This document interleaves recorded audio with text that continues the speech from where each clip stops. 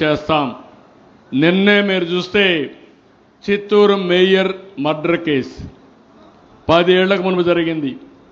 17/11/2015లో Chittoor mayor ఆఫీసులో ఉంటే కొంతమంది పోయి అతి దారుణంగా భర్త మేయర్ ఆయన భార్య ఉంటే ఇద్దరిని అక్కడికక్కడ చంపేశారు.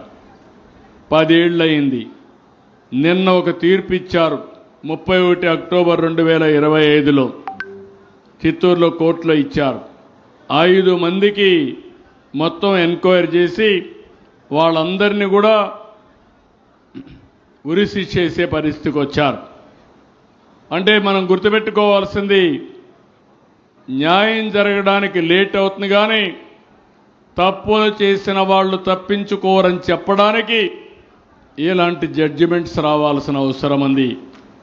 అతి దారుణంగా అతి కిరాతకంగా ప్రజల్ని చంపడం అనేది మంచిది కాదు.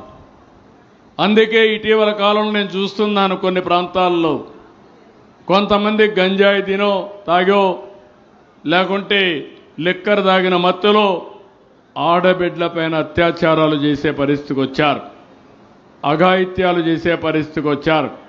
నేను వాళ్ళందరికీ ఒకటే హెచ్చరిక చేస్తున్నా, మర్యాదగా చెప్తున్నా, ఏ వ్యక్తి తప్పు చేసినా ఈ ప్రభుత్వ నిఘాలో మీరు తప్పించుకోలేరు.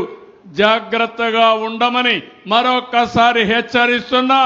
జాగ్రత్తగా లేకపోతే మీకు అదే చివరి రోజు అవుతుంది భూమి మీద. అది కూడా